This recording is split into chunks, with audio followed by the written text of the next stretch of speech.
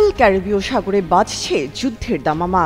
দক্ষিণ আমেরিকার দেশ ভেনেজুয়েলার সঙ্গে যুক্তরাষ্ট্রের যুদ্ধের পসরা সাজাচ্ছিলেন মার্কিন প্রেসিডেন্ট ডোনাল্ড ট্রাম্প। ভেনেজুয়েলার প্রেসিডেন্ট নিকোলাস মাদুরোকে হটিয়ে ভেনেজুয়েলার বিরোধী নেত্রী মারিয়া করিনা মাচাদোকে ক্ষমতায় চান প্রেসিডেন্ট ট্রাম্প। তবে এই ট্রাম্পের পরিকল্পনা যেন ভেস্তে দিল রাশিয়া। নিকোলাস মাদুরোর কাছে একের পর এক ক্ষেপণাস্ত্রের চালান পাঠিয়েছে পুতিন সরকার। এতেই এবার নড়ে চড়ে বসেছেন মার্কিন প্রেসিডেন্ট ডোনাল্ড ট্রাম্প। ক্যারিবীয় সাগরে যখন মার্কিন সেনাবাহিনীর উস্কানিমূলক সামরিক উপস্থিতি বাড়ছে, ঠিক তখনই আমেরিকার বিরুদ্ধে সুযোগ লুফে নিতে হাজির রাশিয়া। এরই অংশ হিসেবে মস্কো থেকে পাঠানো উন্নত অস্ত্র সরঞ্জাম এবং কাঁধে বহনযোগ্য হাজার হাজার ক্ষেপণাস্ত্রের প্রথম চালান পৌঁছেছে ভেনেজুয়েলায়। রাশিয়ার সামরিক সহায়তায় নিজের প্রতিরক্ষা সক্ষমতাকে শক্তিশালী করে যুক্তরাষ্ট্রের কপালে চীন তার ভাঁজ ফেলে দিয়েছে নিকোলাস মাদুরোর দেশ। রাশিয়া থেকে উন্নত আকাশ প্রতিরক্ষা ব্যবস্থা প্যান্টোরিস F-1 এবং বুক M2E নিচ্ছে ভেনেজুয়েলা।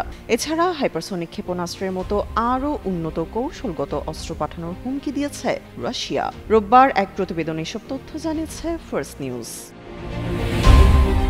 দুই দেশের প্রতিরক্ষা সহযোগিতা চুক্তির আওতায় রাশিয়া এসব অস্ত্র সরবরাহ করছে বলে জানিয়েছে প্রেস টিভি। রুশ পররাষ্ট্র মন্ত্রণালয়ের মুখপাত্র দিমিত্রি পেসকভ সতর্ক করে বলেছেন, ভেনেজুয়েলার সার্বভৌমত্ব রক্ষায় রাশিয়া দৃঢ়ভাবে পাশে থাকবে।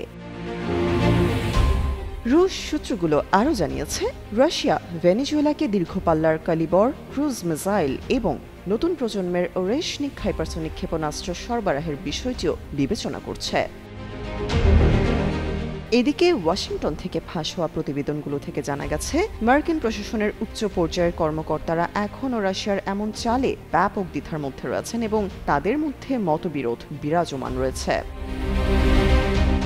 তবে ভীত হয়ে বসে থাকার পাত্র নন মার্কিন প্রেসিডেন্ট ডোনাল্ড ট্রাম্প। এর মধ্যে বিমানবাহী রণতরী USS জেরাল্ড ফোর্ড, পারমাণবিক সাবমেরিন এবং হাজার হাজার মার্কিন মেরিন মোতায়েন করে গোটা অঞ্চলে নিজেদের সবচেয়ে বড় মার্কিন উপস্থিতি প্রদর্শন করছে ট্রাম্প প্রশাসন।